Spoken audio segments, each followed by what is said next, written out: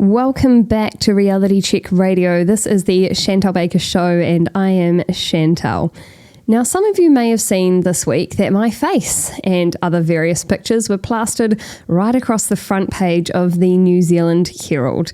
It involved a story that was dramatic at its best and downright false at the worst, but interestingly for me was actually towards the end, where the writer tried to insinuate that I may have been paid by Russia or China to make videos and produce content online where I talk about my concerns with the New Zealand government. Now, this got me thinking, what would China and Russia really want to happen in order to destroy the West? Over in China and Russia, they're teaching manliness courses. Here in the West, we're trying to tell men to be more feminine. Over in Russia and China, they've got a gold-backed currency that they're going to. Here, we're busy printing inflation and hoping for the best. Over in Russia, Putin has said that he does not embrace the LGBTQ agenda publicly. Although people privately are free to do what they want, they know that they need more strong men.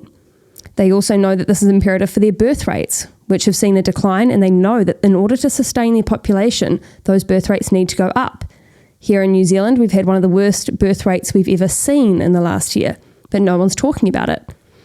Over in China, on TikTok, instead of showing their children videos of men in skirts dancing, they show science experiments and encourage children to aspire to be astronauts instead of influencers.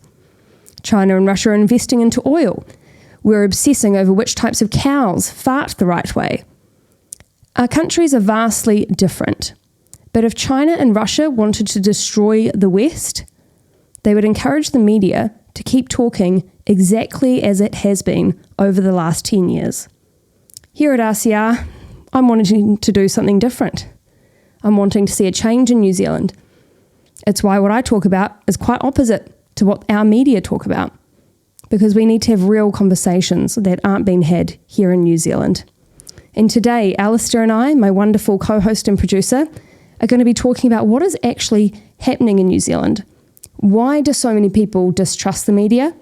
And why are they trying to censor our independent voices? Alistair, thank you so much for joining me today. Well said, Chantelle. Very well said. I couldn't agree more, to be honest with you. And it's true, the trust in the media is at an all-time low at the moment. And when you look at stories like that one about you the other day, you can't help but notice why there's so little trust in them, to be honest with you. It's very low on fact. It's high on... They're always telling us that we're talking about conspiracy theories. Well, what you just talked about there was a conspiracy theory, wasn't it? Absolutely. It's things that they chuck out there that have no fact, no basis in reality, but they want people to believe it because it suits their agenda that they're trying to push. And for that particular article, the agenda was don't listen to Chantelle or other independent voices, just listen to us. And the other thing too that I think that story was all about was about telling people, keep quiet, don't question the system, because this is what's going to happen to you if you speak up. And I think that's, for the last 3 years at least, that's what's been happening, hasn't it? We've just been abused, we've been talked down to, we've been called names, all of those different things. And I think one of the things that I'm really looking forward to talking about today is actually highlighting these examples and being able to talk about them, using evidence to talk about them. And I think one of the things that we're going to see when we talk about trust in the media is that there is a real feeling amongst people who don't trust the media that there is a bias, that there is no objectivity, there's no balance in the stories. And I think that's one of the things I'm excited about doing today, is actually showing a little bit of the balance, talking about what the media has been talking about and putting it alongside what the surveys of trust in the media actually say. So, it's about, I think that's what our chance is here on RCR, is to actually think about these things and walk the talk, so to speak. Absolutely. Really invest into the people of New Zealand and help them see what's going on and know that you're not alone. And it was interesting the amount of messages I got from people that saw that particular article and they said, congratulations. They said, well done. I had people donating to us as well. People were saying, that's amazing. They said, you got on the front cover. Imagine how much you're getting under their skin. And then they said, how much would it have cost you to try and get on that cover? You know, if you'd had to pay for that, could have been in the hundreds of thousands of dollars, and they just gave it to you for free alongside some pretty nice photos of you.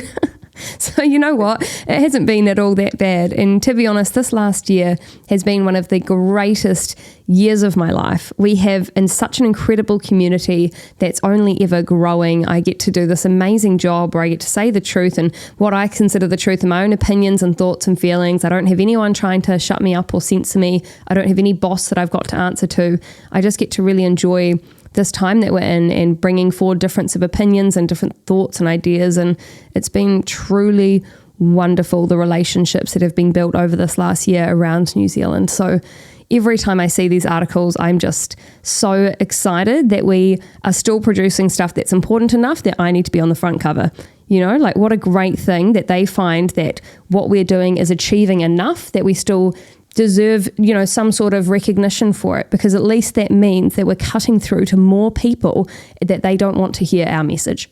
I mean, it's been really interesting last month or so. You've been on billboards all over the country for RCR. You've been on the front cover of the New Zealand Herald.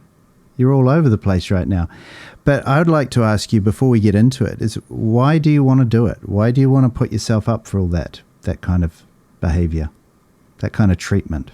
Yeah, I mean, it's definitely not for fame and fortune because you don't get, I mean, I might get infamy, I guess, more than that, and you definitely don't get fortune doing this. I think it's because there is a right and a wrong, and I was always taught that from when I was young, and even though when I was young I was definitely a very different person, I think over the last few years I really saw good and evil in the world, and I thought, I feel like I've got a skill set where I can talk very well, I can remember facts pretty well, and so even though I'm not some sort of genius at all, at least I can bring conversations to New Zealand in a way that makes sense to everyday Kiwis just like me, and finally we can start having conversations that they don't want us to have, and I just wanted to expose more of what's actually going on in the world so that people could start to make decisions for themselves.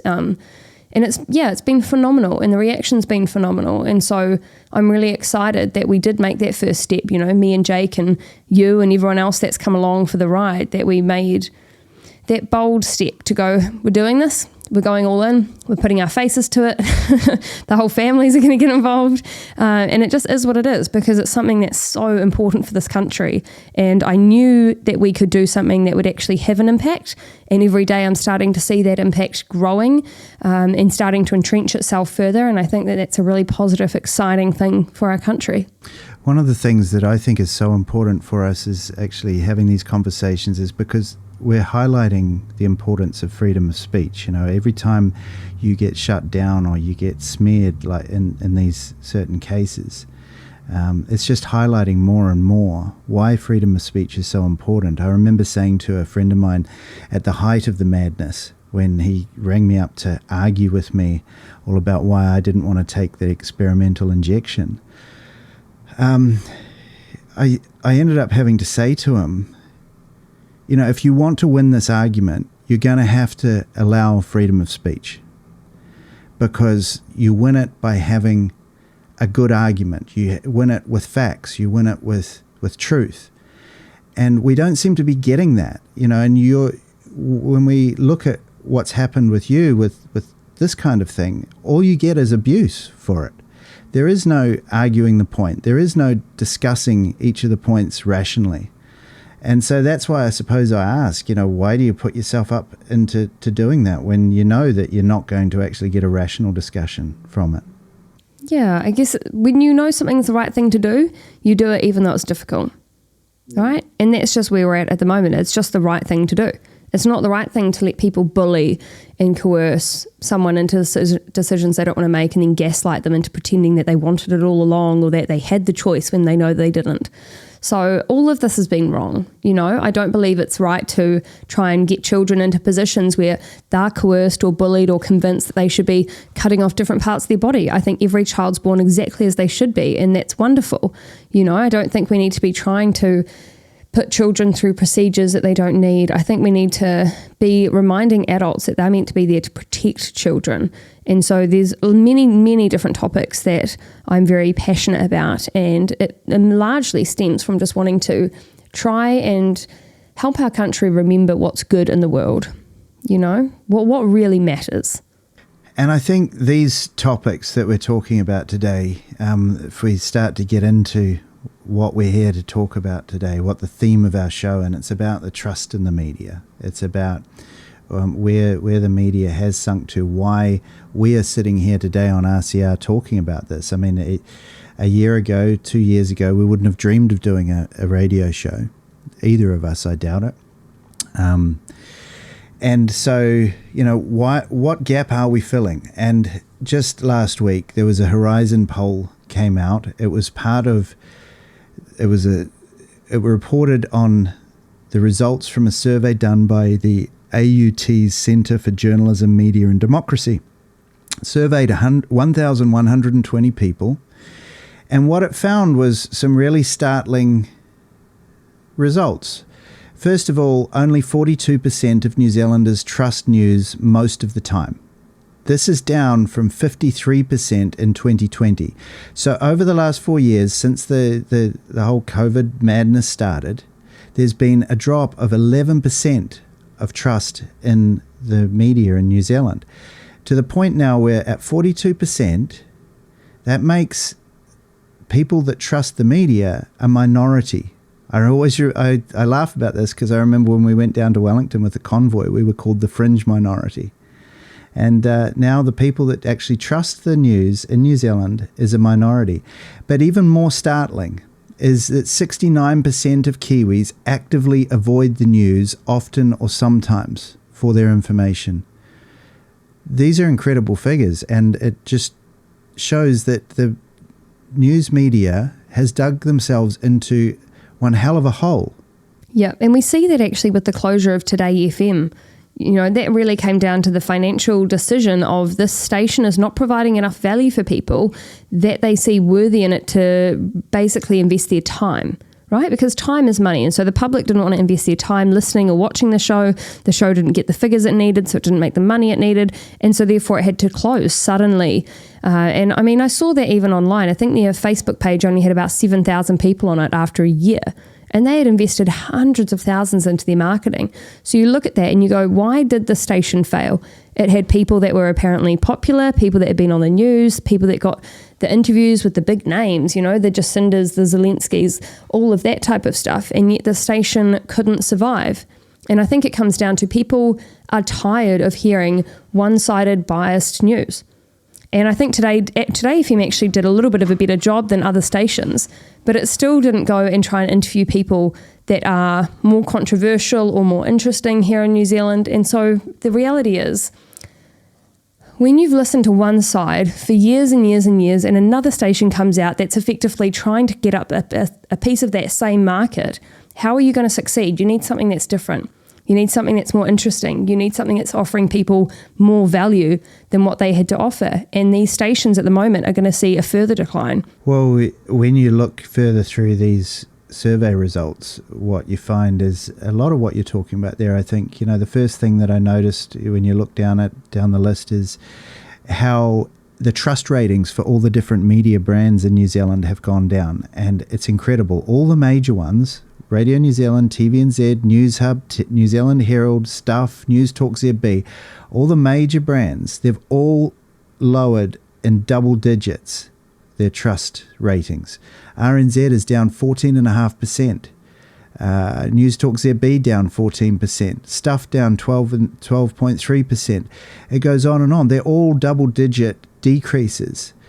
And then you look a little bit further down and you see the reasons people don't trust the media. And I want to really point this out, because we're going to keep coming back to this, because the media don't seem to get the hint.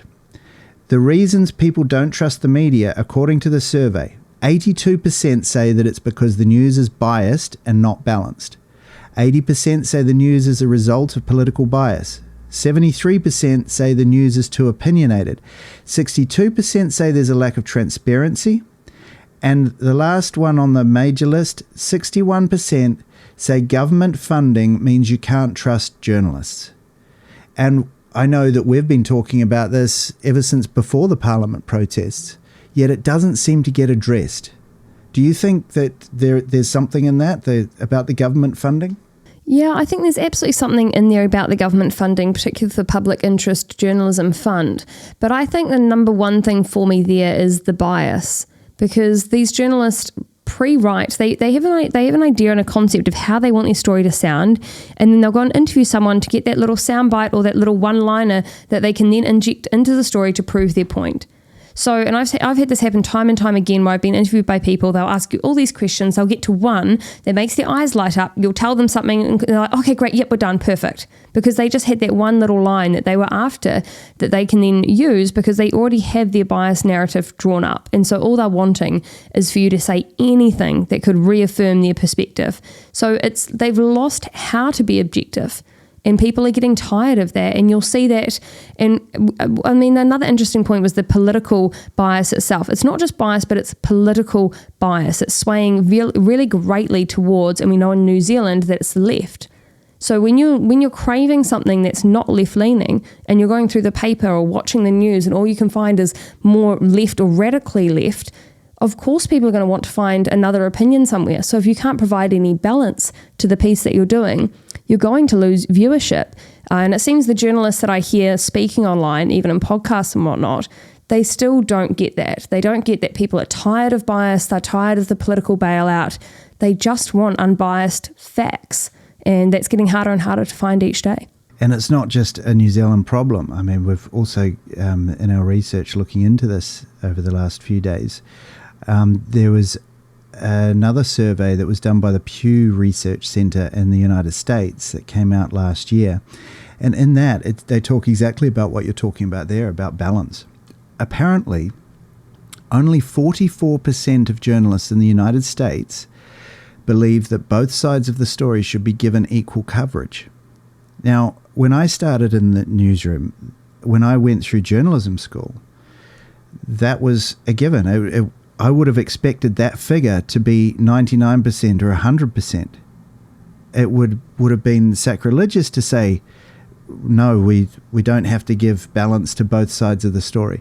But now, only 44% of journalists in the USA said both sides of the story should be given equal coverage. More than half of the journalists in the United States believe that they don't have to be balanced. I find this is really, really incredible information to find out. There's another research study done by the New York Times. It's a New York Times Siena poll. In that, 74% of the poll respondents said that democracy is currently under threat. And of those who responded that it was under threat, 59% said that the major threat to democracy was the mainstream media. I think it just shows more and more that actually that balance that you're talking about is a real big problem that the media have, and they're just not wanting to acknowledge it, I suppose. Yeah, and I think that part was interesting as well, because when they say it's a threat to democracy, this week we had, I believe it was 4 newspapers put out a story simultaneously saying that it's a threat to democracy, people that they deem mis or disinformation before the election.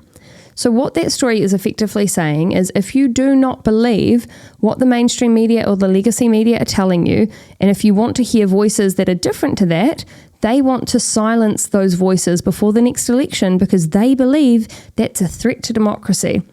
Now, I don't remember the last time that someone said it was a threat to democracy, freedom of speech was a threat to democracy, that wasn't a totalitarian dictator. But the problem is that this is what they're teaching the children, and this is what they're teaching the young and upcoming journalists. I was speaking to someone the other day, and her sister is studying, and she said that they were given topics to write about. One of them included the jab, one of them included trans rights, and a couple of others. And they went out and they got one side of the story, the pro side of the story. They went to go and get the opposing view, and they were told, no, there is no opposing view for this. There's no opposing view. There's no opposing view. Oh, whoops.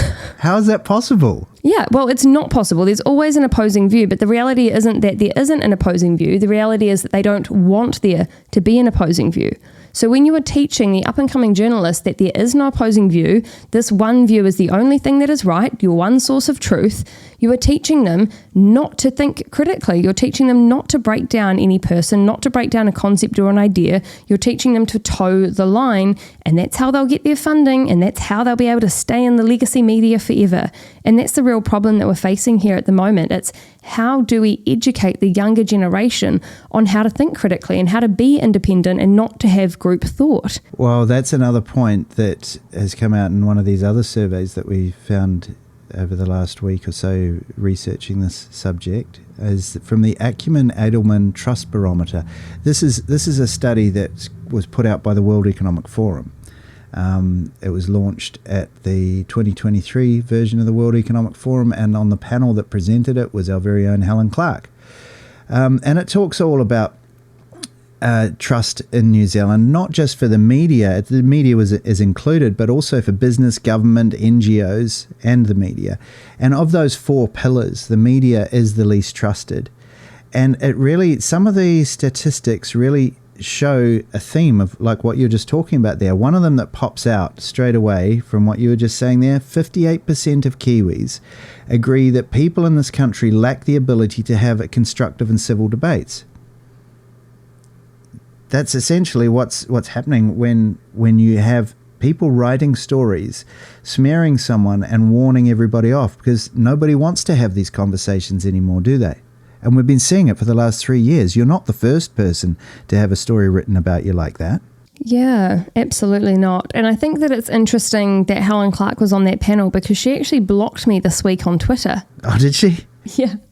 Yeah, so she posted the article and I found it quite funny, so I retweeted it and I said something along the lines of, well, she clearly doesn't check for mis or disinformation when reposting articles. I said, but great to know that we're getting under the skin of the elites, and she promptly blocked me. But this raises the further question, because a lot of the part of the conversation around trust in democracy and how institutions are being untrusted by people, by the public, a large part of that conversation is driven by the Disinformation Project here in New Zealand. And the Disinformation Project is headed up by someone called Kate, and then you've got another guy, Sanjana. And they have been on rampaging blocking sprees alongside Helen Clark. And this is something we're seeing on the left end of the spectrum in Twitter at the moment. And they block people en masse, but yet they say that they need conversations. And we recently found out it was because of this app called Block Party. So they can block tens of thousands of people at a time and make sure that they never hear the other side of the story. And journalists are doing it as well. So when you're curating this echo chamber for yourself, how on earth can our country move forward in a constructive way? And I believe that we're going to see further results coming out from more surveys and more studies that show that we are going to continue leaning in a downward trend unless people like that think, actually, what's more important, my echo chamber or the free speech of the country? Well, would you have one of those people onto this show to talk to them, do you think? Oh, absolutely. But when I asked Kate in person, because I went to see her talk, I sat front row, when I asked her if she'd speak with me, she shut down the talk. It was at the end. She shut it down and left the room and refused to. But I would absolutely speak with her. She's also never reached out to me to ask. I'll reach out to her again. But I know it's been very difficult. It's very difficult for anyone to talk to Kate Hanna that's not on the radical left side of the agenda here in New Zealand. I know the platform's been trying to get hold of her for a long time. She consistently refuses. She was meant to show up at a talk at I believe some kind of festival, some kind of earth festival the other day that I know a few people were at, and she refused to come. So because she heard that there were going to be opposing views there. One of the things about her is that you actually travelled to Dunedin to talk to her, didn't you? Yep. So it's not as if you've been avoiding her. No, actively sought her out. Did you pay to go inside that talk? Yeah, I did. I don't know how much it was. I think it might have been like $20 or $30, something like that. I think up in Wellington they had another talk that I know a few people went to that they charged $400 a head for. And it was a wee echo chamber talk between her and Paula Penfold and a couple of other people. But I mean, I wasn't trying to hide from her. I wore my cap, which I pretty much live in when I can't be bothered doing my hair. And I sat front row. So I purposely sat front row because I didn't want to try and hide. You know, I wasn't out the back wearing a hood, trying to blend onto the distance. And I listened to her whole talk, and they said we had to wear masks. We were wearing our masks. And then when it got to the end, they did a Q&A session, and I waited to see if someone else would put their hand up, and they didn't. And then she said she wanted to hear from someone a bit younger, so I put my hand up, and I was the first question. And what question did you ask? I said, hi, Kate, I'm Chantelle Baker. You've put me in a lot of your research. I said, how do you qualify something, and this is me paraphrasing because I can't remember word for word, but about a bit like this, and you can probably watch my video on our YouTube and see the exact question. How do you qualify something as disinformation? Because you've said that I'm pro-Russia, which is completely false. So is that not disinformation and defamation? How do you actually qualify it? And what did she answer to that? Oh, she wouldn't answer it. Okay. So you can't define it. No, you can't define it, and they won't refer to anything you said, and they won't refer to any studies. They'll just say that you are disinformation, and that's how they work. That's how they operate. You see, I see a couple of there's three major things that come to mind when you say that. First of all, is that I believe that you've gone out of your way to try and talk to these people over the last few years. There are a whole bunch of people who went all the way to Wellington to try and talk through these issues with their representatives, and that never worked out. I also think that one of the biggest problems with the Disinformation Project, which I know I have, and I'd love to hear the answer to, and I don't think anybody's ever been given the answer to this, is how are they funded? Are they funded from the New Zealand government? They say that they're not, so how are they funded?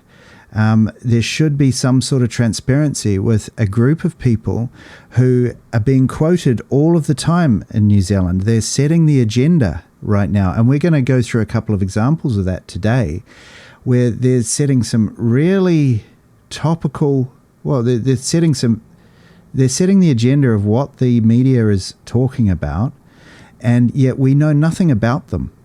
And then, of course, that brings up the topic of public interest journalism and the way that media in New Zealand is funded by the government. We're not funded by the government. We're not funded by the Kremlin.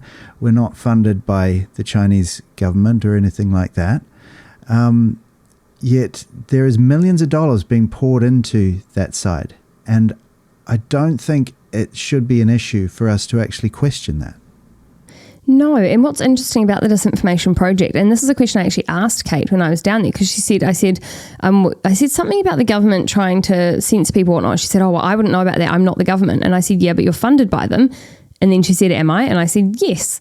And then she said, oh, I'm more funded by my husband.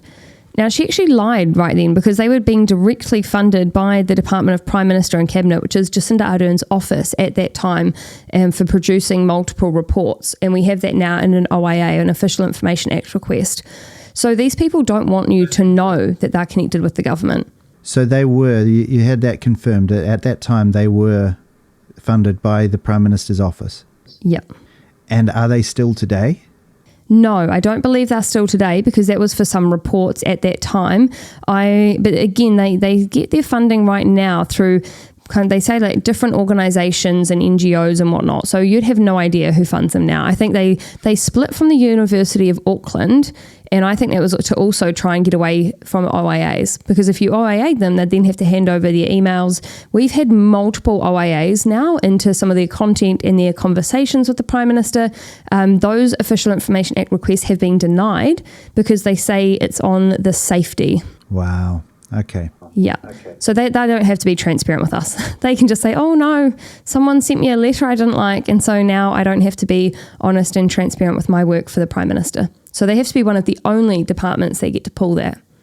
Yeah, and one of our one of our examples that we're going to talk about in a little while is that they present all this information, but then they hide behind the thing saying that they can't possibly show you the proof because it's too dangerous to have a look at, or it's too horrible to have a look at. And it seems to me it's the same with their funding. But moving on to we'll come back to that in a little while. The public interest journalism. I don't see what the problem is for us to question this. When we went into 2020, the government instituted a $55 million public interest journalism fund to support New Zealand's media. This is straight from their website. To continue to produce stories that keep New Zealanders informed and engaged and support a healthy democracy.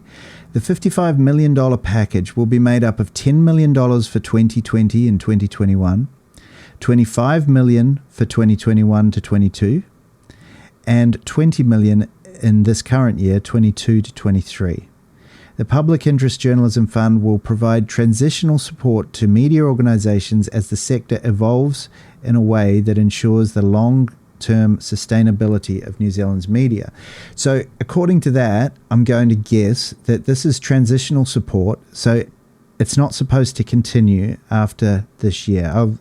I'd expect that it's going to be extended though, because when you look through, and we've got OAA requests that have supplied a lot of this information, haven't we?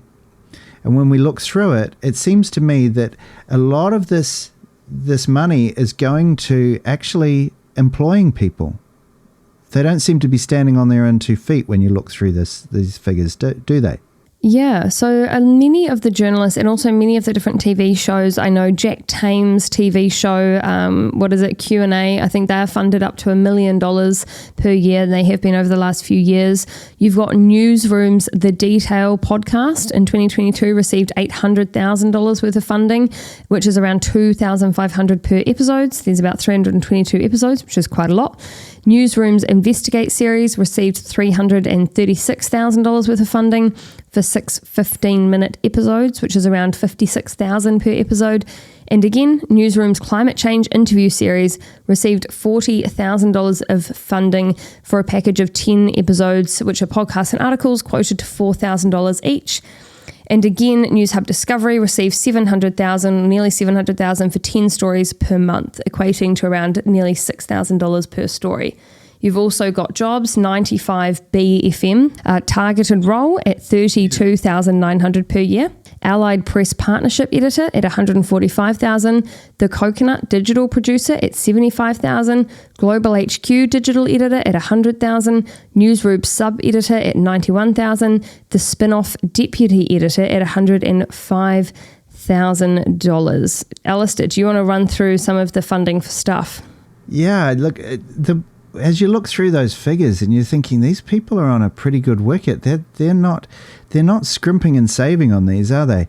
When you look at Stuff received funding of $1.6 million for their Auckland community roles. Their obligations of these journalists were 5 stories per week, so 1 per working day.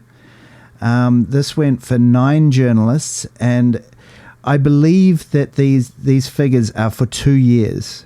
Okay, it doesn't state it very clearly, but from reading through the information, I believe that it's for 2 years. So that $1.6 million for 9 journalists comes to, for each journalist, $90,000 a year they're getting. But that's not all. Stuff also received funding for their Potiaki roles. There were 8 roles of that. Again, 5 stories a week, so 1 story a day, and they were each getting around $72,000. Of course, when you look through all of the OIA information, the exact figures of what each of these roles are being paid is redacted, so there's no transparency on that. I suppose there's privacy issues, which you can probably understand. So we're just taking here the figure, which is $1.15 million for the Potiaki roles, and dividing it by 8 roles, 8 jobs, and over 2 years. So that came to $72,000 for each one. And then there's another one as well for 5 roles. So we're talking about filling up a whole newsroom with government funding. And then maybe you take us through the NZME one, through the Open Justice series. Yeah, and I think what's interesting to me about all of this is every single time they take government funding, they claim that it won't influence their editorial experience at all. So they say, no, it doesn't matter if you give me millions and millions and millions of dollars per year, and that's paying for the majority of their staff, I shall not be influenced. But it clearly does, because when you look in these applications, this NZME one, they have to do certain things which have got nothing to do with journalism at all. They're purely political. In this particular case for NZME, every one of the journalists that is being paid through this are having to attend racial bias workshops. I wonder if that talks about bias towards anti-white sentiment. Do you think it would? No, it says it's all about upskilling reports in Te Reo, Tikanga Māori, and treaty principles as well. Now, what does that have to do with journalism, really? Nothing outside of the fact that they want to, and it's interesting when they say treaty principles, because it is very rare that they're talking about the actual treaty, and it's quite often they're talking about someone's interpretation of the treaty. And those two are very vastly different things. And I think we've got to a point in New Zealand where, and I think the pendulum needs to swing. Right? I think the pendulum is constantly swinging, whether it comes to racially divisive topics or whether it comes to women's rights, men's rights, trans rights, whatever it is. I think the pendulum is on a constant swing, and it'll always go too far in either way, and then people will protest or they'll talk about things and it'll swing back. And I think we've gone in that direction against particularly white males here in New Zealand. And Marama Davidson said it best when she said that violence stems from white cis males, which is a lie according to New Zealand statistics. So this is the problem. It's gone so far that now you're blaming groups on their ethnicity rather than discussing the actual problem. And it's exactly what people were fighting against when they were fighting for their rights. And so I think that this is a wider conversation that, again, these journalists will not be allowed to have because their funding is conditional on their bias around this topic. And that's the problem. It's a really interesting subject because one of our worst statistics that we have is the prison populations of Māori, in both men and women. And we've got some of the highest in the world, if not the highest, for those groups in our prisons. Now, how are we going to solve that problem? And it is a problem. It's no doubt there's a problem. They should not be that highly represented. If they're not that highly represented in our population, they should not be filling up our prisons at a much higher rate. So how are we going to solve that if we can't talk about these issues? If the only way we can talk about them is within the framework of what the government says our obligations to the treaty are. The problem is, at the moment, what they'll say every single problem that's currently facing Māori or Pacifica or any other community outside of white is colonisation.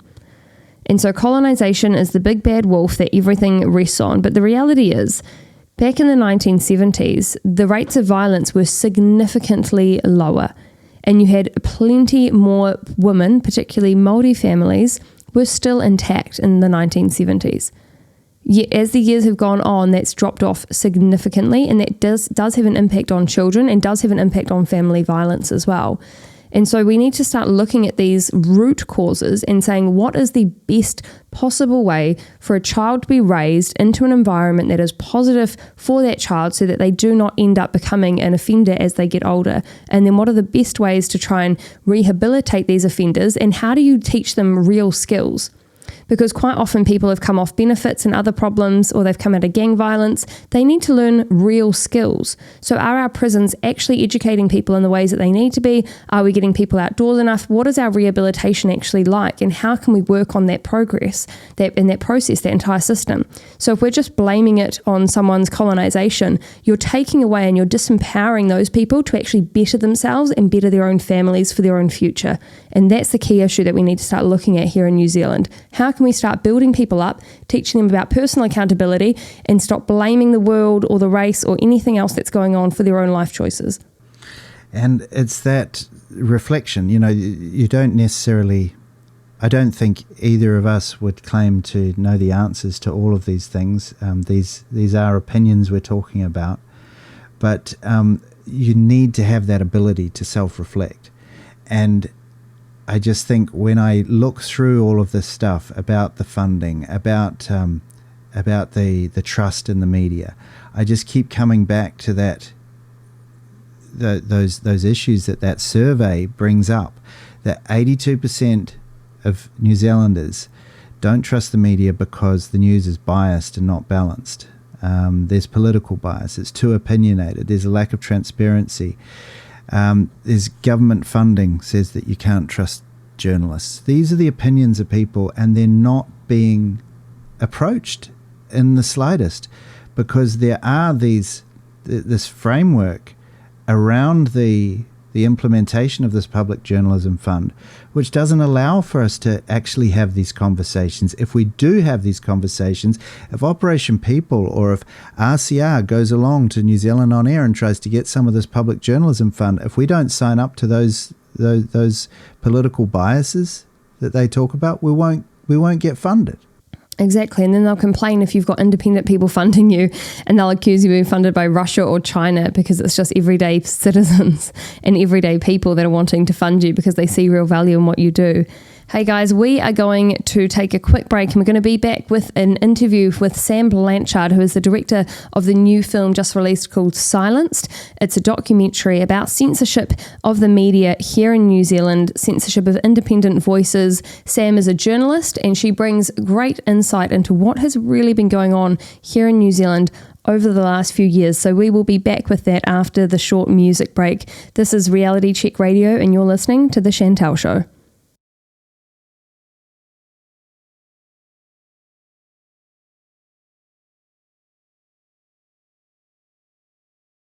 Welcome back to Reality Check Radio. This is the Chantelle Show, and you are listening to Chantelle and Alistair. We are about to interview Sam Blanchard. Sam is a journalist. She's also the director of a new film just released here in New Zealand, a documentary called Silenced, which is all about the censorship of public voices here in New Zealand and how the media have managed to curate their own echo chamber over the last few years. Samantha, thank you so much for joining me to talk about the film you've recently released, Silenced. And I understand you've got a previous history as a reporter and journalist here in New Zealand, but what is the real reason that you were kind of driven to make Silenced? So rewind a couple of years, and in the years 2020 and 2021, and I was doing the research again, applying the skills that I learned in my degree to holes that I could feel initially were in the story that we were being told. I could see that there were sub-stories that were not breaking through. I could see that there were questions for me that were not being answered. So I set out to answer them myself. And you don't have to be a rocket scientist to be able to go and find the answers these days. It does take some time. But I was trained to find these answers. I was trained to look for peer-reviewed studies. I was trained to look at the journals, and I could see, first of all, I could feel, and then I could see that pieces of the story were missing. And I remember one evening here in my house discovering yet something else that I deemed to be in the public interest that was missing, and walking around my house going, okay, I'm ready. I will step back into this field of journalism again, having been out of it for 10 years. But I really felt like there was a right of reply that was not being fulfilled. And I felt if I have these skills, then it's a responsibility of mine to step up. I was tearing my hair out, but the best way through it is to do something about it. And so it actually started with a small publication here where I live, which is in print, and it's just a little one that goes out fortnightly. But the idea of the documentary came around, and I just started to make it. I didn't even know what I was making initially, but just started interviewing people that I thought could be key to the story with a camera, and it started to unfold and make itself known to the world. Why do you think journalists over the last few years decided to go down a different avenue? Because it seems like many of them were not reading the science, they weren't asking questions. If anyone did ask questions, they wanted to make sure that they didn't have a voice, especially not in a public atmosphere. So why do you think that real divide happened within the journalistic industry? I think, so I think the confirmation bias that you get when you're surrounded by a group of people who are parroting the same narrative is constant. Like, I think newsrooms have become like that. They're potentially, this is speculation, I've not been in a newsroom for a long time, but I imagine that they're so deep within their story now that they confirm each other's bias all the time and reassure each other of being on the right track and of what they're supposed to do.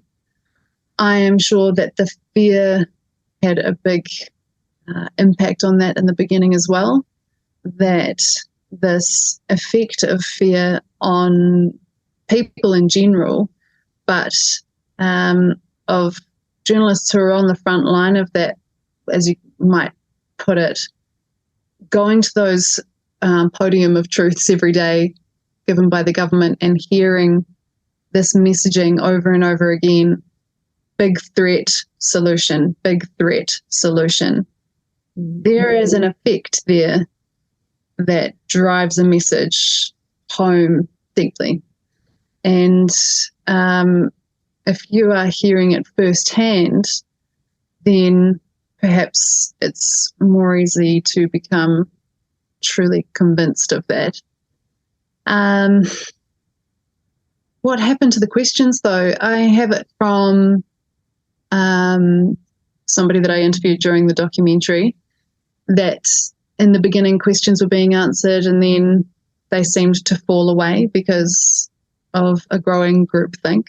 I have heard as well that this term groupthink is has been perceived by one journalist in the industry that is what is happening in journalism right now, that there is or in the news, that there is a groupthink. And at this point, to think outside of that mainstream thought puts their livelihood in danger immediately. And it would have done for a long time at this point. Those questions, unless very delicately and tactfully, are too long overdue now to be asked. They're in a really sticky situation. Well, and that's the problem, isn't it? Because you had a lot of people like myself who were asking questions relatively early on. I mean, kind of, but not really. I think lockdown happened in March. I think maybe I made my first video. I actually don't know if it was even that year or if it was the next year. It might have even been the next year. I'd have to go back and check. I think everything's such a blur over these last few years now. But I remember coming out and just asking really basic questions, around the last few years and going, what are we doing? And why is no one questioning this? And it seems like we were constantly told they're always meant to question what you're told, you're meant to reference what you're told, and yet our media weren't doing that. And so that's why I started doing what I do, because I found that there was a real gap. And I thought Kiwis are not asking questions. And rightly or wrongly, for any answers, you should be able to ask as many questions as you want, and that should be unpacked, and it should be done in an honest and upfront way. And I remember speaking with the TVNZ journalist actually about this, because she rang me for something. And I said to her, they used to have open debate on TV. You used to actually get panels of people that would have different opinions and they could have discussions. Where has that gone? In the COVID debate, that just didn't exist. But you did a really great interview with Simon Thornley. And so you spoke with Simon Thornley, and then you said that you had to retract it due to his legal team coming forward and saying he was unable to put it in. Is there anything Simon or anyone else said that really surprised you during the filming of Silenced? Unfortunately, I can't go into what Dr. Thornley had to say because of that legal advice and wanting to protect him on that. But I so hope that he's able to talk in the future. Something that surprised me from Peter Williams is that he had Sue Gray lined up to be on his program early in it was a 9:00 show, and she was lined up to be on at 9:10. Now, when you work in radio, the minutes are so taken care of. I'm sure you're working this out now in your endeavours now. But they'd booked her to be on the previous night. She was in the High Court taking the government to task over the legality of that vaccine rollout. Huge case, very important. And to have the lawyer on that's taking the government to task on that is an obvious main story for that morning. And he was told by management 5 minutes before he was to go on air that he wasn't allowed to have Sue Gray on. Now that's bizarre. And I mean, not in radio, you're so down to the minute. Not only is it crazy that they would try and pull his main interview from the beginning of his program, but I mean, the why of that. Why would you not have the lawyer on your program who is taking the government to task over this vaccine rollout? Because not just because of the legality, but because of the issues that they were raising. Again, the questions that were not being asked in the public sphere were being taken to the High Court and being asked there, but again, they were being suppressed. And it just happened again and again. And I find that in particular bizarre. Another example is Dr. O'Reilly's story. I mean, she's just your classic GP. If I was to have a family doctor, that's who I'd want as my family doctor. And yes, I'd want her to advocate for me in exactly the way that she was trying to. Her admission that the punishment that she received, suspension, for simply trying to ask questions which they would not answer. Suspension is usually reserved for things like manslaughter or fraud when you're a doctor. This is crazy. And we know this from New Zealand doctors speaking out with science, but I don't know that people have seen the voluntary undertakings and the documents that the medical council would have doctors sign, basically saying voluntarily or get suspended, comply or get suspended, stop asking questions or get suspended and lose your livelihood. Yeah, it is blackmail, but it's also completely absurd that these doctors are not allowed to question something that's brand new to the market. Yeah, exactly. And it still baffles me. And honestly, my hope is that this documentary reaches, that it baffles some new people, because everybody should be baffled by that. And that's what it was made for, really, is to try and bridge this gap of people who can see the craziness and those that can't. They've not been allowed to see how crazy this is. And this is silenced as a gentle introduction to the crazy. And it's not, it's crazy because it's so unjust. It's not crazy, dangerous, and yes, it's uncomfortable knowledge, but Jodie Brunning, the sociologist who appears in the documentary, talks about how we need to make space for uncomfortable knowledge in New Zealand if we are to avert ignorance, which is an entire study in the field of sociology. Then we need to acquaint ourselves with the uncomfortable knowledge. And it is uncomfortable and perhaps even scary in the beginning, but you work your way through that to the other side of being better informed, and from there we can make better moves for this country. This is the scary thing.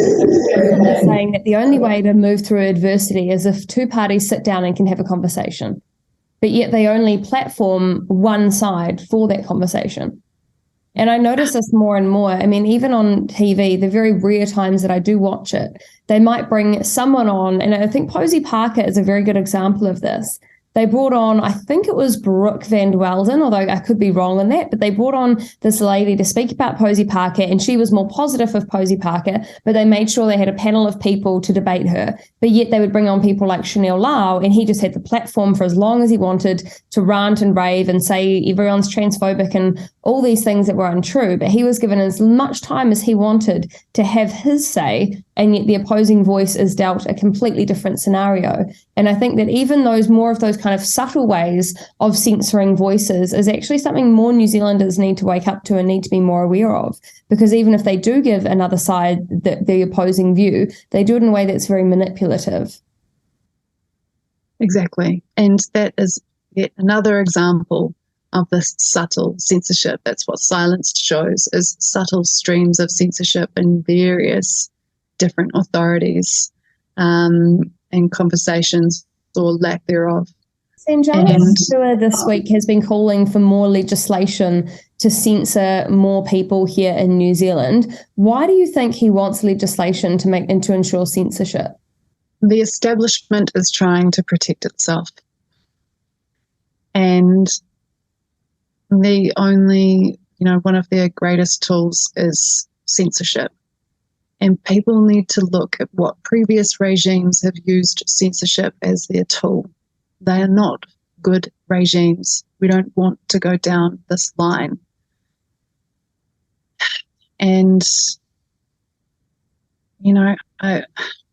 it's, as I say, it's uncomfortable information to come around to, but the opposite of that is ignorance. And there's a quote that people have been retweeting and sending around that finishes at the end of the production, and it is that censorship is the child of fear and the father of ignorance. And the only way through to truth, the only way to judge what is true or not, is the court of public opinion. You cannot leave that up to any authority, because one person's truth is not necessarily somebody else's. But in this case, when it has big implications for the government and our authorities, if they are proven to be wrong, then how the hell can we put in a ministry of truth that is run by our government? It doesn't make sense. And people need to realize this. People need to make up their minds for themselves, but that is only going to happen when they're given all of the information, and they can still decide if they like to side with the government narrative. But if people have not been exposed to the other narrative, then how can they make a true and honest opinion on all of that information? Have you seen the latest Horizon poll that came out around trusting media? Yeah. Yeah, what did you think about that? Because that's such a drastic change from how many New Zealanders did trust media around 10 years ago. I believe that the trust in media has dropped to around 48%, which means the majority of New Zealand actually does not trust their media. Yeah, so it's been on the slide. It's been dropping about 3% every year since they've started that study. And it's well below half now. And what I found really sad is that Radio New Zealand, our flagship trusted radio station, has slipped the most, has slipped 15% nearly. And what I found shocking about that is it's quite a lot more of a drop on last year's trust in that brand. But it is it's a steady, continued downward slide. And I wasn't surprised by the reasons. People are recognizing the imbalance. They're recognizing the bias, the political opinion that is coming through our newsrooms. It's just not at all surprising. I don't think New Zealanders are stupid, but this media treats New Zealanders like they're stupid. And that's the bizarre thing. They don't give them an intelligent conversation. And when you watch American media, yes, I think that it's sensationalized, but they do get on experts that are really diverse. They get on people that have a wide range of experience. They get on people that know different, terminology, and they have more interesting talking points. Yet here in New Zealand, we seem to regurgitate the same tiny pool of people when it comes to our media. And I wonder if that's purposeful. I wonder if that's because they know that this little group of people will ensure that the narrative remains the same, whereas perhaps if they extended that pool out a little bit wider, they would start to get a variety of perspectives. Yeah, and it would complicate things and it would get uncomfortable. Government funding might scale back a little bit. That's right. But Jodie Brunning during Silenced mentions the term dumbed down twice. And that is exactly what the media has become, in my view. If they've really simplified, particularly our COVID response, and then gone quiet on it mostly. And I think people are definitely sick of the same experts coming back over and over again with the same messaging. I'm sure those experts are sick of themselves, I would have thought. Yeah, and if you take, for example, the 7 o'clock slot on TV, that used to be occupied by John Campbell on Campbell Live. And prior to that, it used to be occupied by Paul Holmes. When I was a kid, it was Paul Holmes. And this was a current affairs program. The 7 o'clock slot was perfectly positioned to come off the back of the news and then go deeper into current affairs. And that was really healthy for information in New Zealand.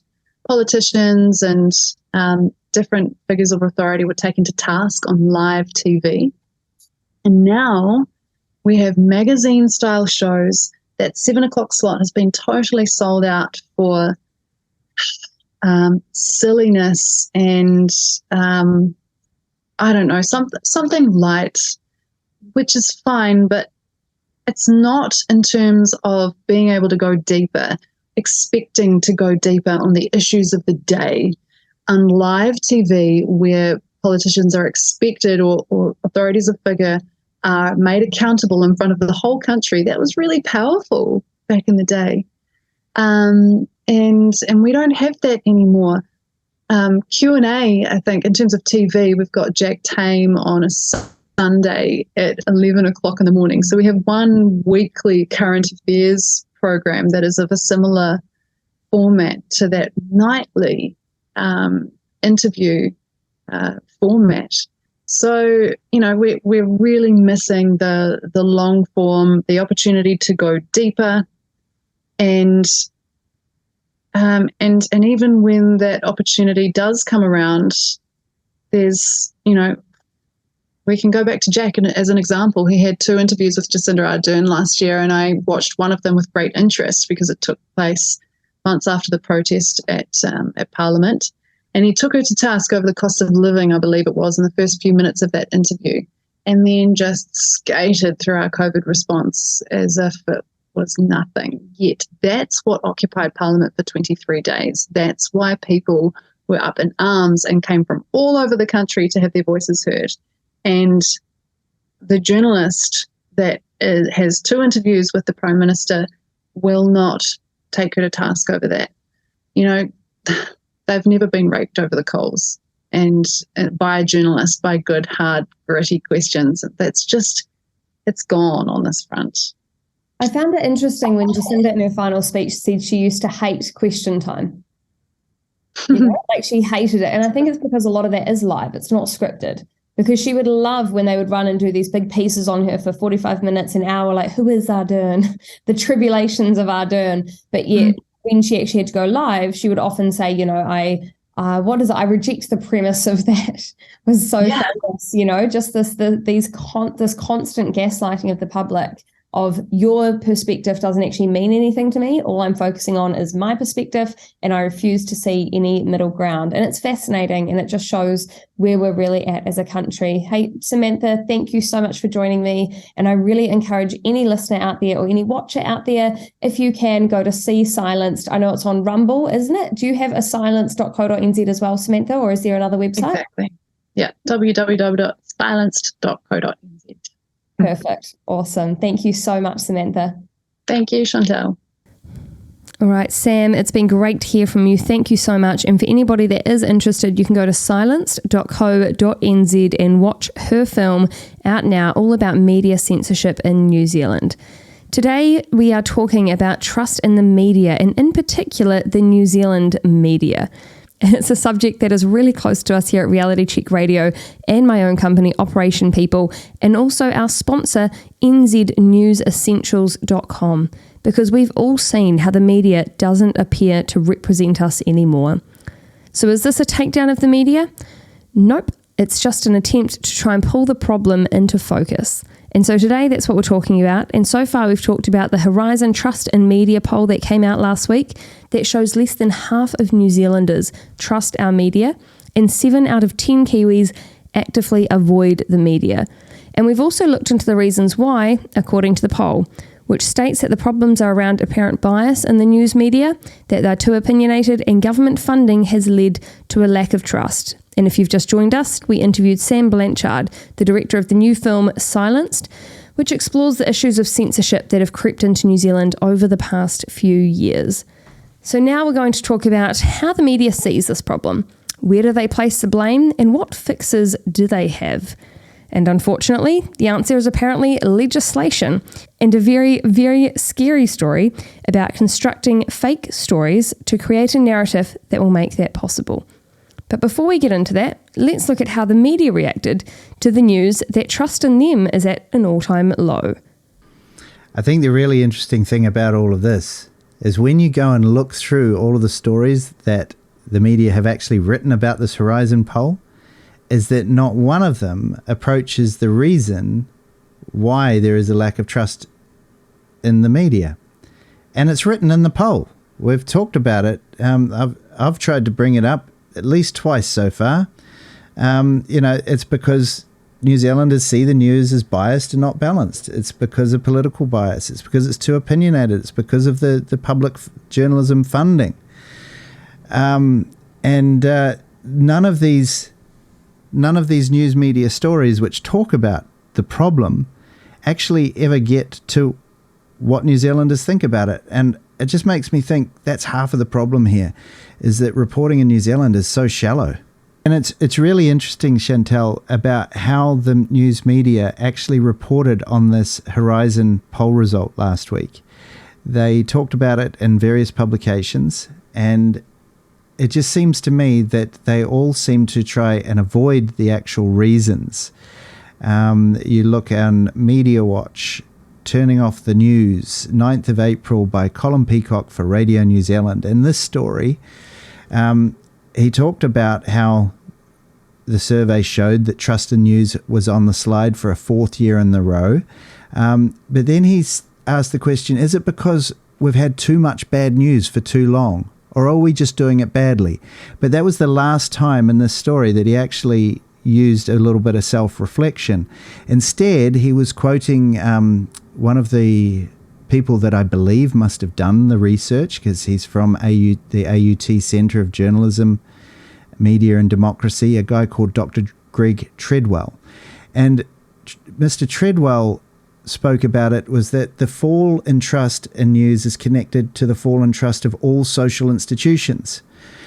He says that because we've gone through a pandemic, a cyclone, and all these things, emotionally, people want to take it out on someone, he said.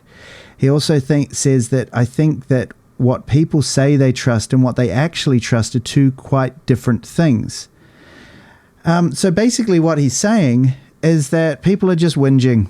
They're not really not trusting the media at all. They're probably just whinging.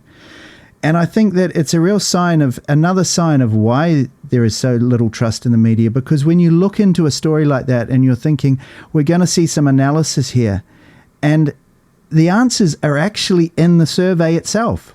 We see why New Zealanders don't trust the media, but none of these people approach the topic at all. No, and he talks about the trust in social institution is dropping, and that's why the trust in journalists are dropping. But it's why is the trust in social institutions dropping? It's dropping because there is bias, and there's political bias, and they lack balance in their views. And the same can be said for nearly every single institution, universities. It's more like an indoctrination camp than an education camp. And this is the problem. People are seeing this. And I think the rise of social media, and what's interesting, there was a story here where a lady, Sarah Sparks, who's a communications consultant, shared an anecdote around her 21-year-old daughter's generation, saying that they do not trust the government at all. And I think that's because with TikTok, with Instagram, you actually see a lot of alternate news. So you see people sharing a lot of views that aren't on the mainstream media. You see people question things. You see people sharing their concerns. You see people that have said that things are going on in the industry, that they've complained about it, that they're being gaslit, that things are being hidden. So when you've got a really open platform and multiple open platforms like that, and young ones are constantly on those more than they're watching the news, they're seeing diversified opinion. Whereas when you're watching the news, you are not. And so that naturally will lead to a result of less trust in all social institutions, journalists and whatnot, because they're seeing political bias and they're seeing other news that isn't as biased. So it's just about having perspectives outside of an echo chamber. And it seems to me a positive thing that these young people are not trusting the government and are looking for news outside of the media and are questioning. I think that's a great thing for a younger generation to want to do. I think another clue is what you just said there. You mentioned gaslighting, and there's one of the other stories that we came across was letter from the Wellington editor. We will not contribute to hateful discourse. And this is by Caitlin Cherry, the editor of the Dominion Post. And she was talking about what we discussed on our last show, which was all about the Albert Park mob riot of the trans activists silencing Posey Parker at Auckland's Albert Park. And so what she's doing in this story, this opinion piece that she wrote, is just saying, we've got lots of letters from everybody, but they're very abusive and we're not going to contribute to this story at all. Now, I understand the argument and I get what she's saying. We will not contribute to hateful discourse. She wants to draw a line underneath it. However, the problem with that I would say to Caitlin, is that you're gaslighting us. We all saw the footage of those people storming the bandstand. We all saw the footage of the security guards surrounding Posey Parker, and we all saw the footage of her being bundled into a police car for her own safety. So the hateful discourse was at that event on that day. Yet she's telling us, no, we're not talking about it. We're not going to contribute to this discussion at all. And that's yet another reason why people don't trust the media, because we can see it with our own eyes. But it's actually just all about gaslighting us. It's trying to tell us what you see with your own eyes is not what's really happening at all. Yeah, absolutely. And it's such a shame because she talks about things like she accuses someone of telling her that COVID was made up by governments in a conspiracy to control us. And then she talks about that person not knowing their history about Watergate, but then immediately says that she is not a fan of reading non-fiction books and instead says she listens to podcasts. See, she's following alternate media herself if she's following podcasts more than she's following history books. And what I would say is, yes, there are some conspiracies that are blatantly untrue, but there's other things which are theories that have a lot of fact in them. And so then you've got to dissect, okay, how much fact is in this? And then how much truth is on top of that? And so this requires, it's a nuanced conversation, and it's not often this black and white, everything's a conspiracy, so I'm never going to believe anything, and until the government tells me it's real, it's real.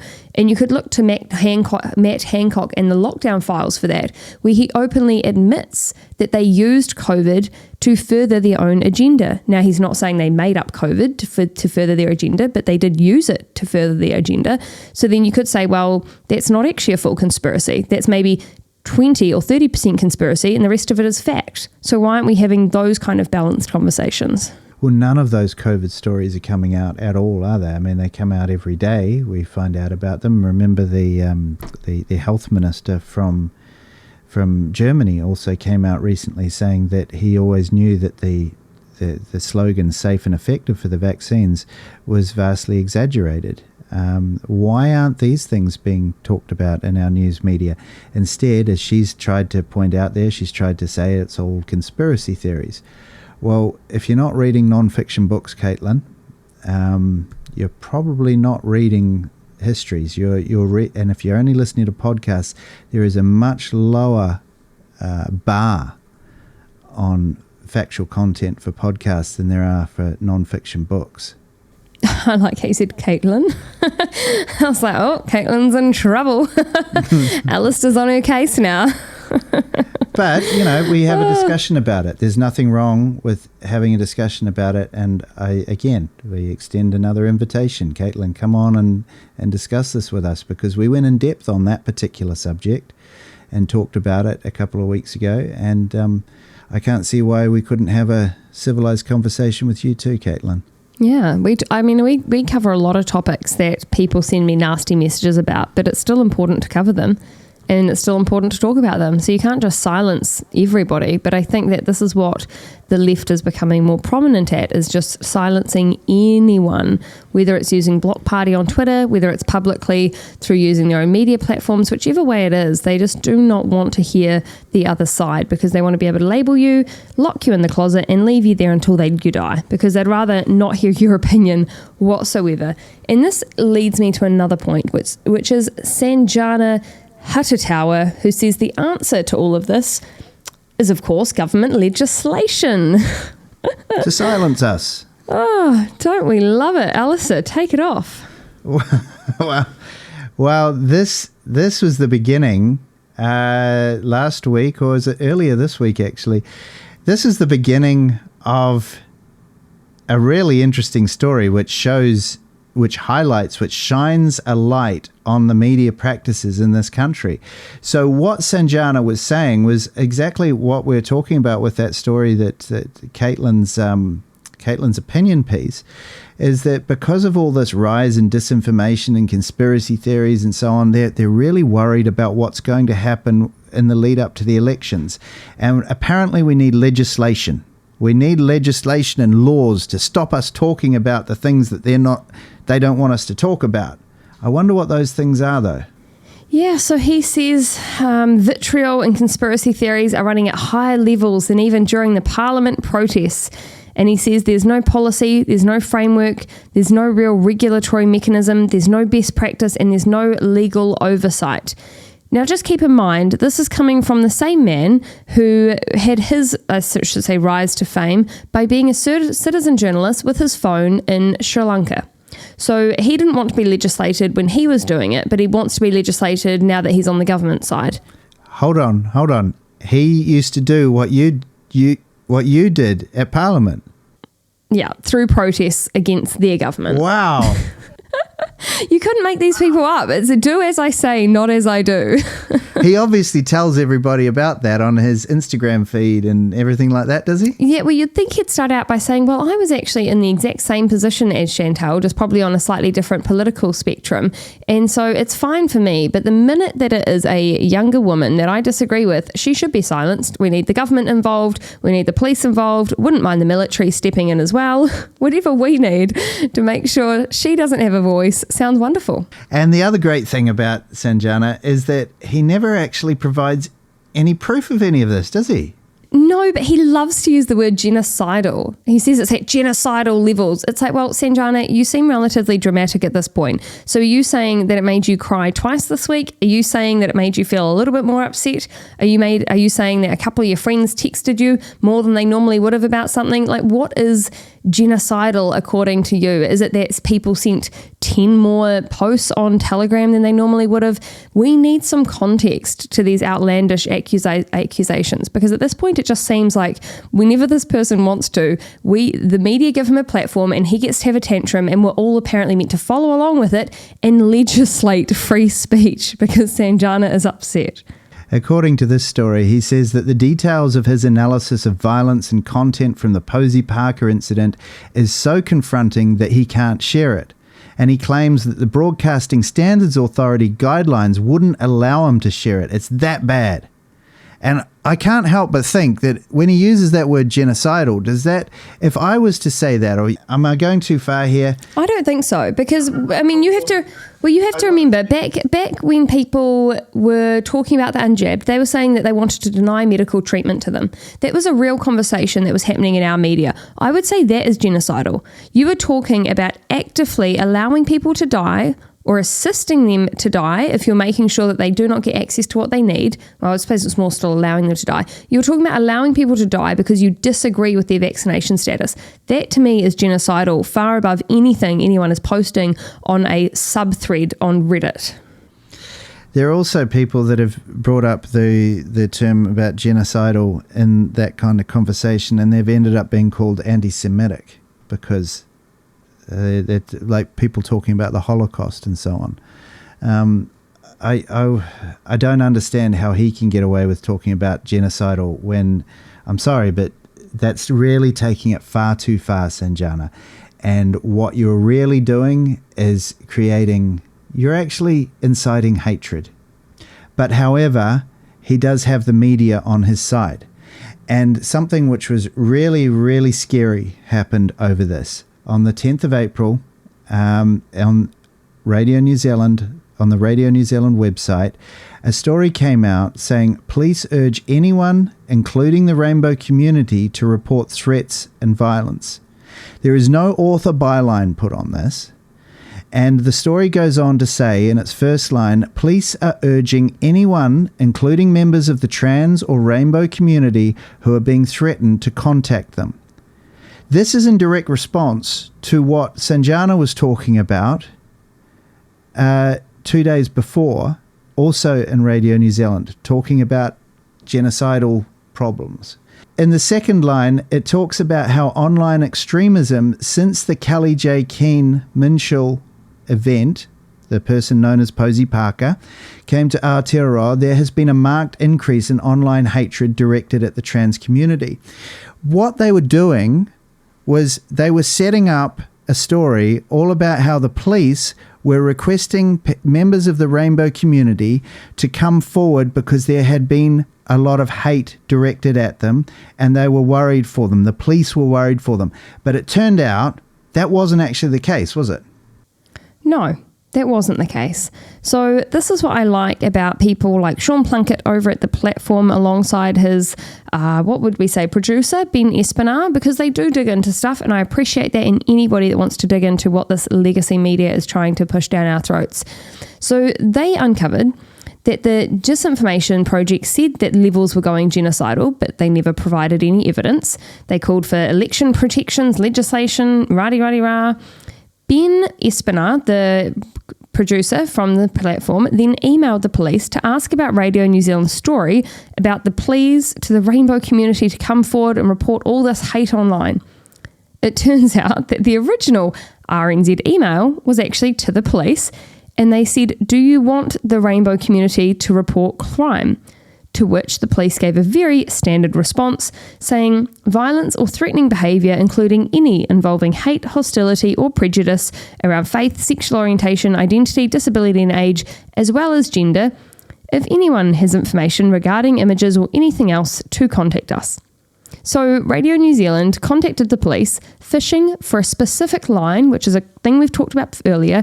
They had a story they wanted. They fished for the right line from the police. When the police gave them just enough they could write a story on, they create a sensationalist headline and ta-da, they have their genocidal levels. And they've got apparently the police backing them up on that. And then, of course, because of that, then the New Zealand Herald and News Talk ZB and TVNZ and everybody else jumps on the bandwagon as well. And suddenly it becomes a story when there was no story there whatsoever. There was never any story. No, it was a non-event. It was an absolute non-event, but this tends to the weaponization of the police as well. And this is what I think, it's the political weaponization of the police, because if the police had seen the story in RNZ, they should have immediately come out with a statement and said, hold up, that's not actually what we said. We said anybody should come forward that's experiencing hate, and you came to us for that story. But I think that because the police have been weaponized to a certain extent on one side of the political spectrum, they won't do that. They won't actually even stand up for themselves. So is this inciting hatred, do you think? Does this reach that level?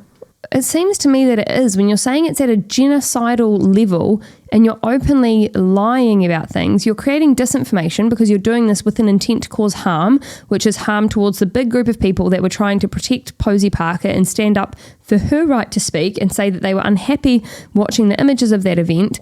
You're taking that and you're weaponizing it, and then you're saying that those people are at potentially a genocidal level. So you're raising the threat of a country between groups up to genocide simply because they have different opinions and you don't like it. So let's go back to the main thrust of this show that we're doing today, and that's about trust in the media. How can this, when they're seen to be doing these things, when they're caught out, and I think this is wonderful journalism by Sean and Ben. I think they've done an amazing job. Kudos to them. And it was so simple in the end. All he did was write an email to the police, and he got the answer. And I just can't help but reflect on what we're talking about here today, is that how do the media expect anybody to trust them when they act in that way? There was no truth in that. They were just baiting, weren't they? That was nothing more than the actions of a troll.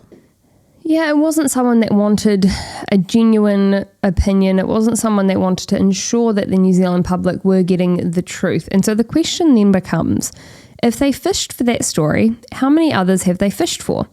If they fabricated that one, do they often fabricate others?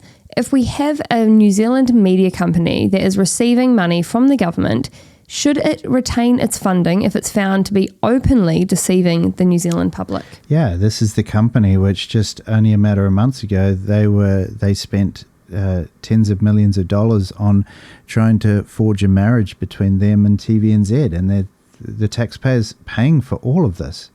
And then they're deliberately misleading us. And that story has not been retracted or anything. They're just trying to ignore what the platform exposed, aren't they? Yeah. It's just, oh, no, I didn't say it. Shut your eyes, boys. Fall in line. Do you know, it kind of reminds me of the penguins off Madagascar. I don't know if other people have seen that, but it's like, aye, boys. It's just this band of, they're so determined to get their way that like logic, reason doesn't apply. But I think the interesting thing is they'll say that about people in the opposite way, but I feel like they would get very upset at any story that's twisted or manipulated by anyone in the alt media, but yet when mainstream media does it, no one is allowed to talk about it or hold them accountable. One of the great things about this, though, and I think Ben and Sean have actually proven this, is that you can't get away with this stuff anymore. Everything is on the internet. The internet, you can't delete it. It's there forever. I think Elon Musk was talking about this recently. And talking about Elon Musk, to take us into the break, let's have a listen to Elon Musk recently talking to the BBC. And this interview is really incredible. It just came out yesterday, right at the same time when we were preparing this show. And I think it's just perfect because what it shows is a mainstream media outlet trying to seed the story about online hate. He's talking to Elon about since he took over Twitter, there's an increase in the amount of hate speech. And then he talks about unnamed NGOs like the Disinformation Project backing him up. But when Elon actually asks him for an example, he can't give it. And what I like about this mostly is that it's just a sign that people are seeing through this kind of charade, this kind of play acting that they use to seed issues and then try and fix the so-called problem with things like legislation by taking away our freedom of speech. And that's essentially, at the end of the day, what they're actually trying to do. They're trying to take away our freedom of speech because they want to censor the internet so that only their narrative is seen and heard by people. And Elon called him out here, and it's really funny listening, and I just hope that we all take note of it and we all know what to do next time when we're in that position. So take a listen, and then we'll go to a music break, and we'll be back after that to wrap up the show. I would only just add that, we have spoken to people who have been sacked that used to be in content moderation, and we've spoken to people very recently who were involved in moderation, and they just say there's not enough people to police this stuff, particularly around hate speech in the company. What hate speech are you talking about? I mean, you use Twitter, right? Do you see a rise in hate speech? I mean, but just a personal anecdote, like what do you? I don't. Personally, for you, I would see I get more of that kind of content, yeah, personally. But I'm not going to talk to the rest of for the rest of Twitter. So you see more hate speech personally? I would see more hateful content in that. Content you don't like or hateful? What do you mean to describe a hateful thing? Yeah, I mean, just content that will solicit a reaction, something that may include something that is slightly racist or slightly sexist, those kinds of things. So you think if something is slightly sexist, it should be banned? No. Is that what you're saying? I'm not saying anything. I'm saying. Well, I'm just curious. I'm trying to understand what you mean by hateful content. And I'm asking for specific examples.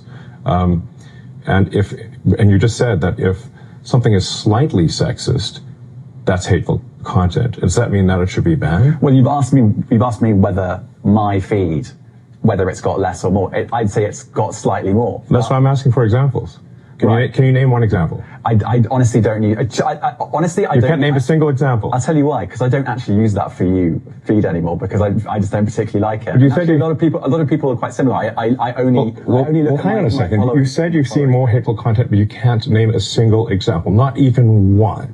I'm not sure I've used that feed for the last 3 or 4 weeks. And then how did you see the hateful content? Because I've been using Twitter since you've taken it over for the last 6 months. Okay, so then you must have at some point seen for you hateful content. I'm asking for one example. Right. And you can't give a single one. And I'm saying... I say so that you don't know what you're talking about. Really?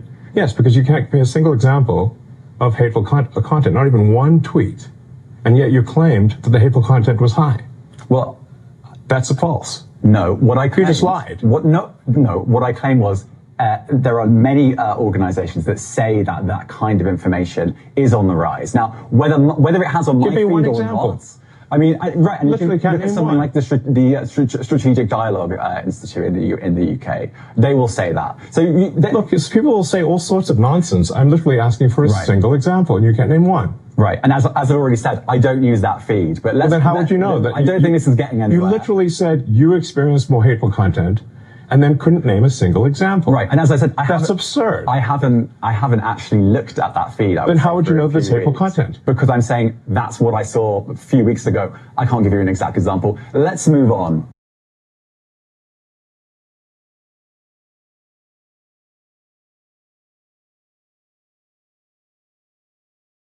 Welcome back to Reality Check Radio. You're listening to the Chantelle Show, and today Alistair, my producer, and I have been talking about censorship. We've talked about my story last week in the Herald, and we've talked about a wider narrative about how the media is no longer trusted by most New Zealanders, and how the media doesn't want to talk about how they're not trusted or take any responsibility for that lack of trust.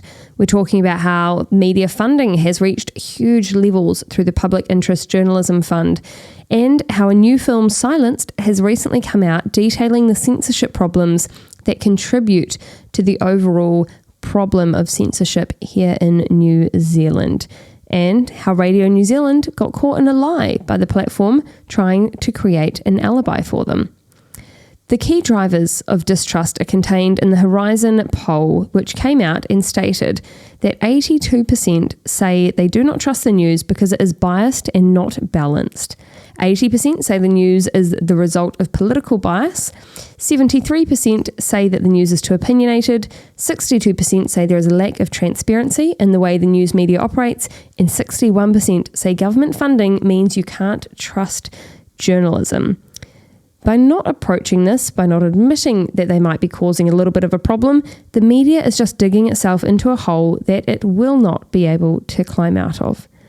So, let's get into the Cuts and Trust of New Zealand Media by Tim Murphy, who is the co-editor of Newsroom. Alistair, take us away. Why should we care about what Tim says? Yeah, look, when I read through all of this stuff, one of the things which I realized as I was looking at all of them, and I'm analyzing and I'm trying to see the other side of the story, is that when you read through these stories, that they're so shallow. They don't, first of all, they don't even mention any of those reasons that you just read out, which is straight from a Horizon poll telling us why they're not trusted anymore, why New Zealanders what are the reasons New Zealanders don't trust them? And they're there for everyone to see. They're in the poll results. Yet nowhere in any of those stories that we've detailed here today actually mention any of those things. And you just realize that the standard of journalism it's very shallow. at the moment. And I say that with, I realize that journalists have a lot to do.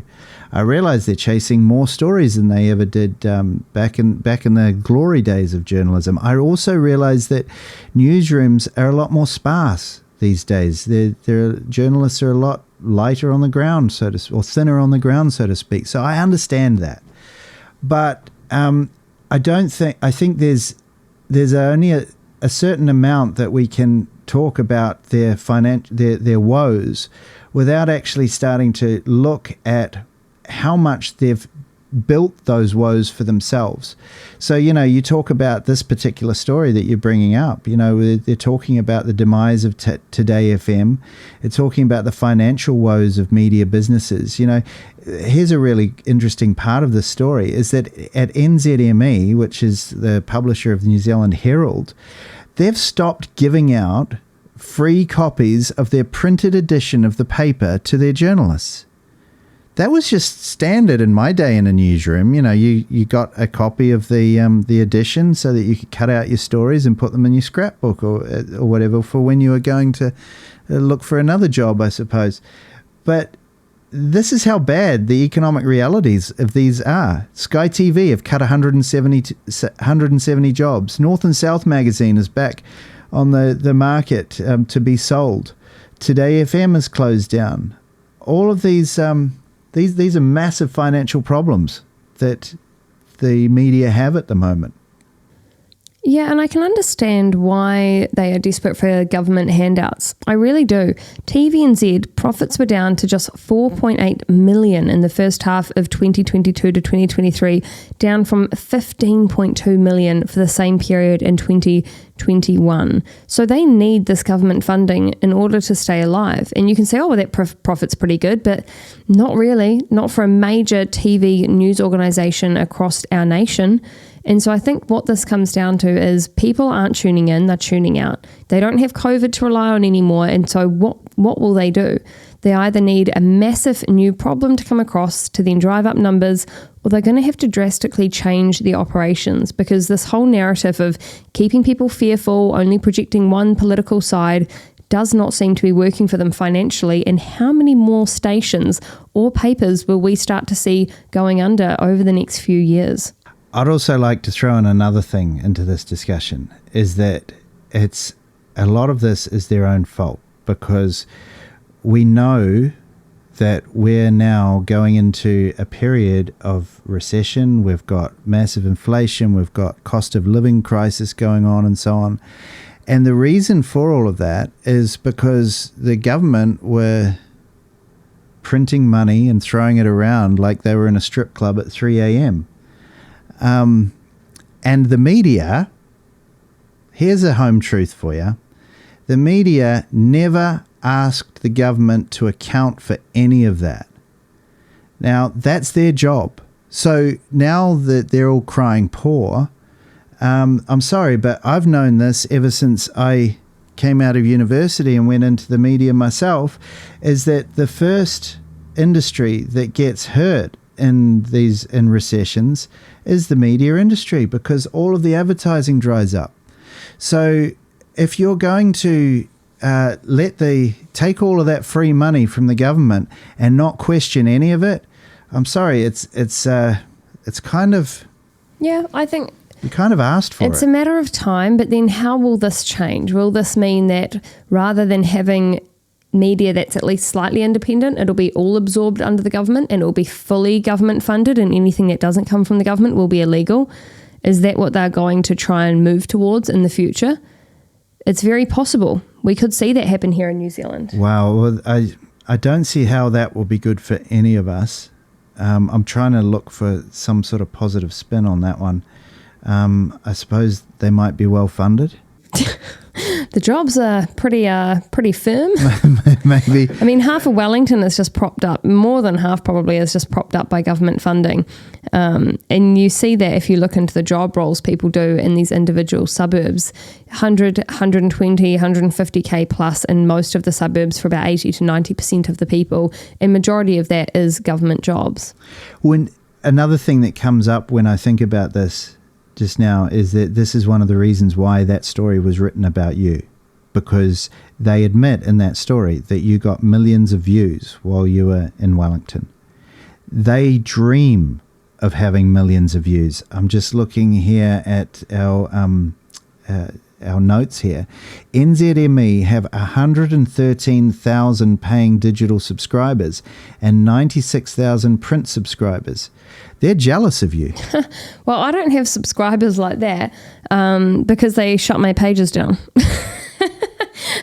I had massive numbers and then they just worked with government and got me shut down based on false premises. But I don't know if it's jealous per se. I think it's more fear. I think they're driven out of this fear that people like you and I, Alistair, and other people that may be listening to this will be driven to a point that they will not need the media anymore. And now I still do see value in some media. I still do see value in stories and social stories and knowing what's kind of happening around the world. And I still do find value in that. But what I don't find value in is these heavily edited, heavily biased pieces that have an outcome of destroying people simply because they don't agree with them. What I am interested in is what's happening around the world, what's the most unbiased version, what are the facts, and then who is having a real in-depth conversation about it in a way that I can actually relate to. And I think that most New Zealanders are the same. We're relatively passive people. We don't need a huge fight all the time.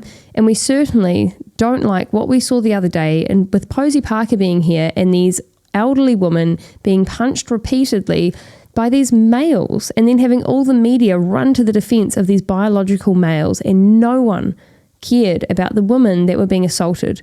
Because as much as the media trumps on about women's rights, your rights mean nothing if you're standing up against them in any sort of capacity. And that's the real concern that we're facing as a country at the moment. The media will be right on your side as long as you're on theirs. And so the whole trans conversation, they're trying to pretend that it's a conversation of everyone that doesn't agree with what they saw at the Posey Parker event wants trans people to disappear. They don't want trans people to exist. And that's not true. The vast majority of people want spaces for everybody, but they don't like seeing people assaulted just so you can get your point of view across. And that's what they don't like. And this is what we saw. I mean, within days of that Posey Parker incident, a trans shooter who was a biological female shot up a Christian school, killed 3 children and 3 members of faculty. And instead of caring about those children and protesting for the rights of people, such as those little children in that Christian school, to have their religion without being harassed and assaulted, people were out on the streets protesting for trans rights. And they were saying, there were comments on Twitter justifying the killings, saying that, well, if trans people weren't backed into such a corner. Now, you cannot sit in front of me and tell me that little children need to die for trans rights, because I think that's an absolute lie. I think these little children did absolutely nothing. The members of faculty have done absolutely nothing. And yet you have these crazy, mentally unstable human beings that are being promoted and encouraged to harm others because their opinion matters more. And that, to me, is genocidal. They always lecture us about the real-world consequences of online disinformation. Yet what you're talking about there is these are real-world consequences that have happened because of this narrative that they've tried to build, isn't it? I want to go back and I want to reiterate what you just said there. I don't think any of us have anything against the trans community. What we do have, the problem that I have, is watching that Posey Parker event, and number one, seeing a 70-year-old lesbian woman being punched in the face repeatedly, and I believe that woman had her eye socket broken. I don't want to see that. I'm sorry. I think that is hate. And then to be gaslighted by our media. And what we've talked about today is about the reasons why there is so little trust in the media. And one of those big ones that we've talked about is a lack of balance. And it is a problem across the world at the moment with journalism. Journalists believe they're activists these days for some reason. And I think we before it goes too far, you've just talked about what happened in Nashville. There's also the story about Riley Gaines being assaulted by trans activists at the San Francisco State University, being locked in a room for about 2 or 3 hours after being threatened and run out of her talk that she was given. These are real world problems that are happening because of this. And if the media wants to regain its trust, it needs to start covering both sides of the story. There is no other way for them to do that. That's what is so important about freedom of speech. And I said this at the beginning, I'll say it again, the only way that you can win an argument is by championing freedom of speech.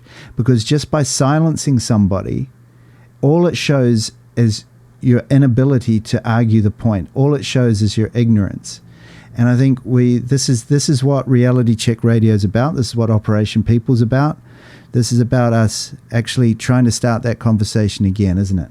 Absolutely. And I would like to close off the Chantelle Baker Show today by saying this.